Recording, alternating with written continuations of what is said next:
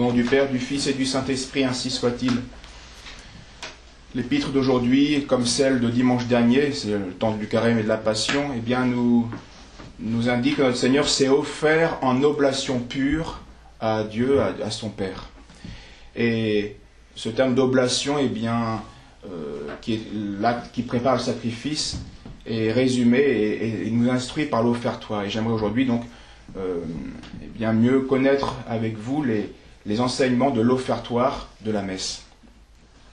Car vous le savez, la sainteté qui est donnée par Dieu, qui est un don de Dieu, eh bien, est donnée à ceux qui se dépouillent d'eux-mêmes, à ceux justement qui vont s'offrir sans réserve, c'est l'oblation, pour se laisser ensuite consacrer, diviniser, changer en Dieu.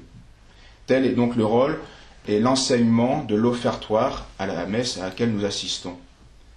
Les prières nous poussent à ce moment-là à une oblation plus parfaite, plus profonde, plus totale. Il s'agit alors de suivre le Christ sans réserve, dans ses vertus, dans son humilité, dans sa passion et dans son sacrifice à la messe. Les rites anciens de l'offertoire étaient dans l'Antiquité donc liturgique plus expressifs qu'aujourd'hui. Il y avait, vous savez peut-être, une procession des fidèles qui offraient leurs biens. Et une partie de ces biens était réservée au sacrifice et une autre était distribuée pour les biens de l'Église par l'évêque. C'est toujours le double corps du Christ, le corps physique du Christ, l'Eucharistie, puis le corps mystique du Christ, les chrétiens, qui ont aussi besoin de la charité des fidèles, du service des fidèles. Puis au XIe siècle, cette procession est tombée en désuétude et elle a été remplacée par des dons en nature, en argent. Et c'est donc de là que vient l'usage des honoraires de messe ou de la quête, où les chrétiens fidèles sont attentifs à subvenir aux besoins du culte ou du ministre du culte. Et par ces dons, donc le fidèle est bien participé de manière matérielle, mais bien réelle, au sacrifice qui allait avoir lieu, puisque c'était bien leur don qui permettait et au culte d'être préparé et au ministre du culte de travailler.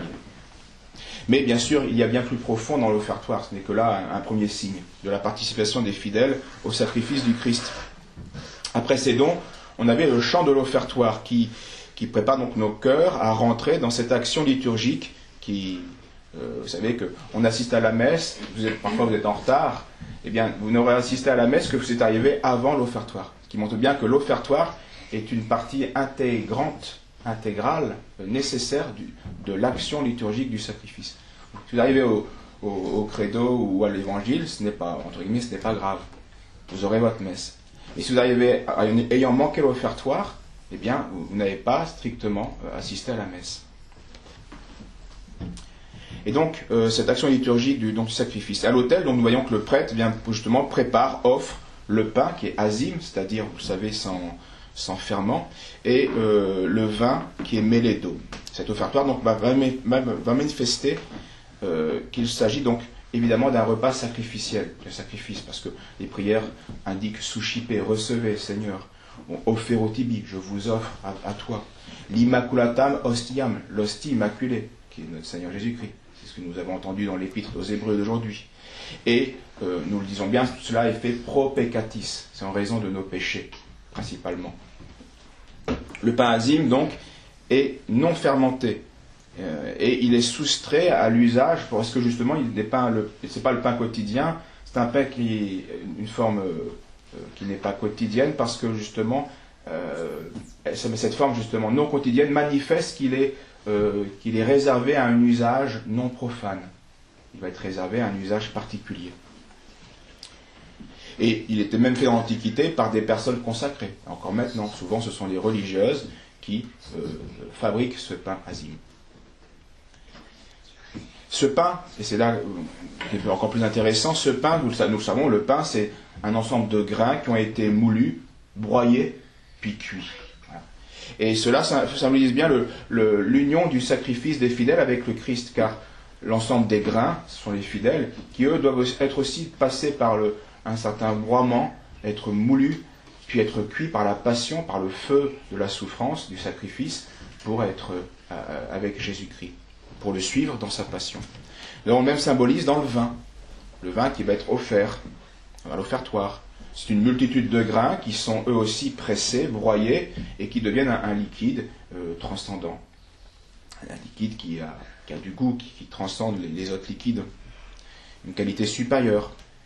Et pour bien montrer que toute la vertu du sacrifice vient du sang du Christ, de Dieu, qui est le vrai vigneron, la vraie vigne, comme le dit la parabole, eh bien on va rajouter une goutte insignifiante d'eau, une goutte d'eau. Vous voyez bien, c'est la burette d'eau, on le prend, et la petite goutte d'eau. Ça ne rajoute rien au vin. Elle est même absorbée complètement par le vin.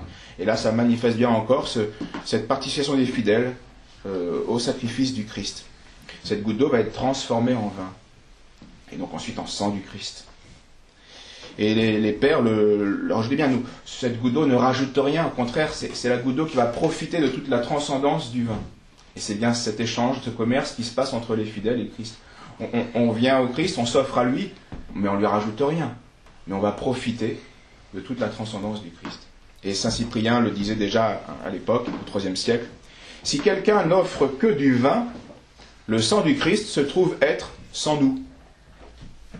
Mais si ce n'est que de l'eau, alors c'est le peuple qui se trouve être sans le Christ. » D'où ce devoir grave, symbolique dans la liturgie du prêtre, je ne pas oublier cette goutte d'eau. Il y a des canons qui condamnent gravement le prêtre qui omettrait bien sûr ce rite parce que il est essentiel dans l'enseignement donné aux fidèles. Et c'est donc ainsi, par cette goutte d'eau et dans ce vin, que c'est ainsi que nous comprenons que c'est bien l'Église qui s'offre avec le Christ dans la messe. Ce n'est pas que le sacrifice du Christ, c'est bien le sacrifice du Christ et de son corps mystique, de toute l'Église. Même si on n'y apporte que notre rien. On s'offre grâce à cela, et vraiment, on s'unit vraiment au Christ qui est victime. Ensuite, il y a les encensements sur les oblats. Vous savez, le prêtre fait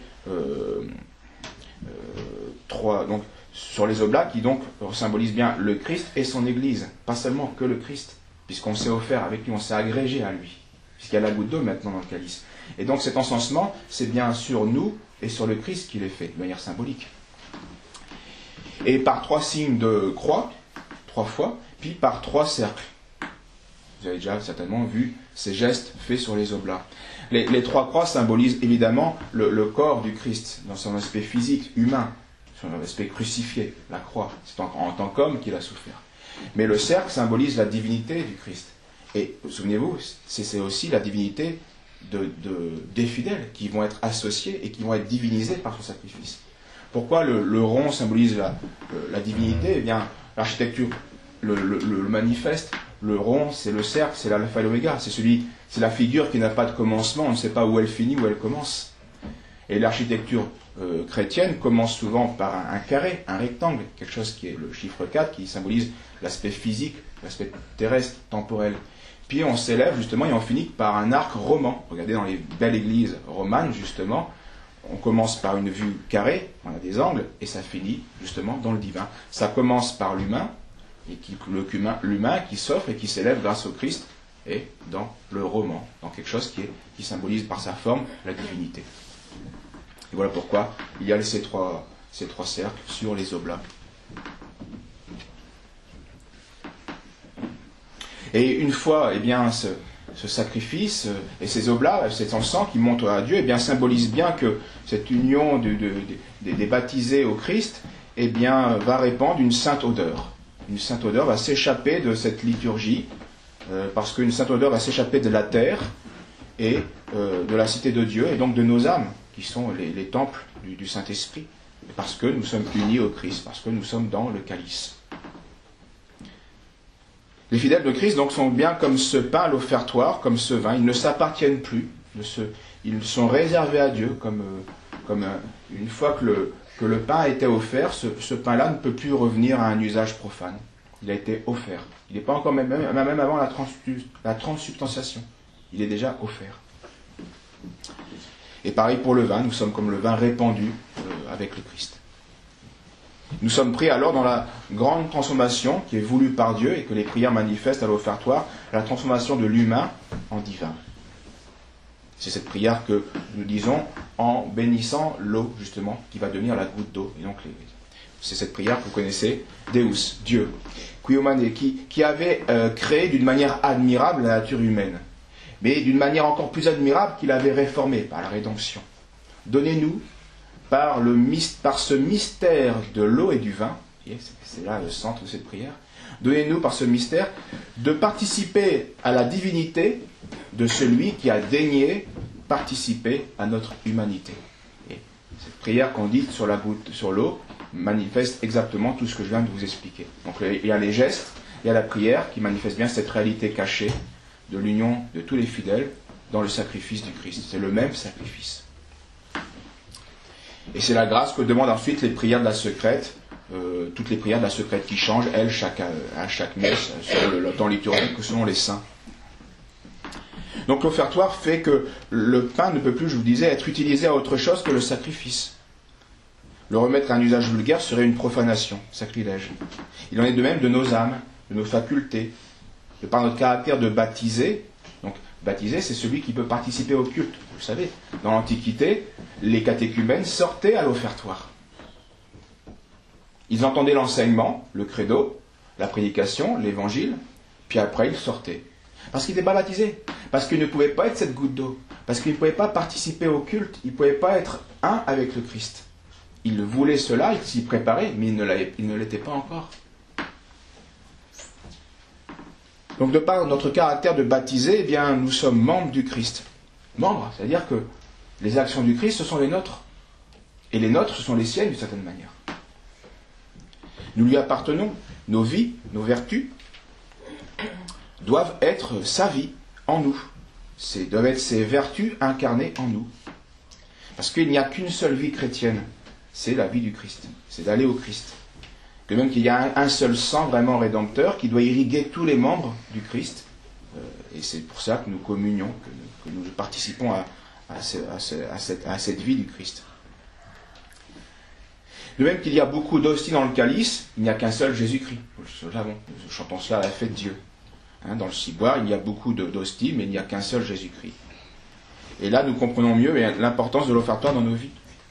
Et cet offertoire nous fait mieux comprendre ce que va être la communion que vous allez faire. Lorsque vous communiez, vous faites un avec Jésus. Cela manifeste bien à ce moment-là que c'est bien votre sacrifice. Vous êtes en union avec. Vous êtes préparés à cela et à la communion, cela se réalise. Le sacrifice du Christ, c'est le vôtre.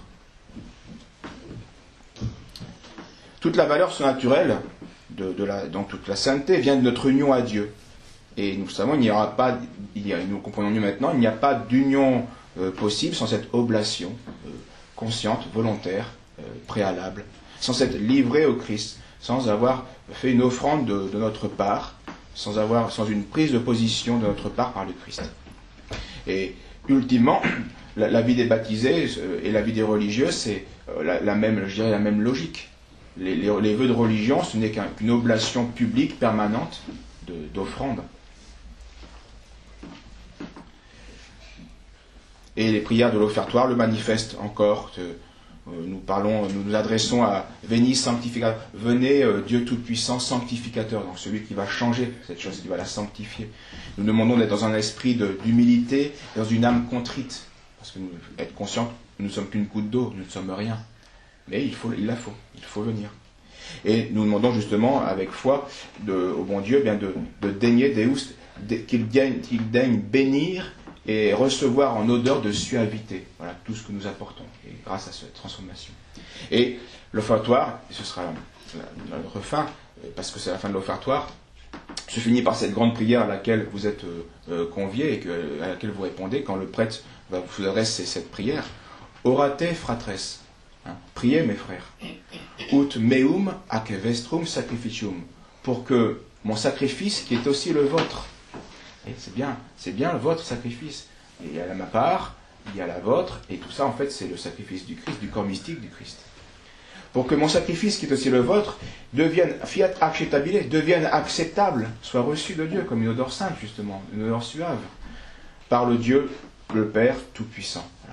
Voilà ce qui conclut notre offertoire et qui doit nous mettre dans une grande joie, une grande consolation et aussi une grande crainte, une âme contrite et humiliée, car bien sûr nous sommes indignes, nous sommes qu'une goutte d'eau, mais nous sommes confus de tant de misère, mais aussi confus de tant d'amour de la part de Dieu qui veut nous transformer. Au nom du Père, du Fils et du Saint-Esprit. Ainsi soit-il.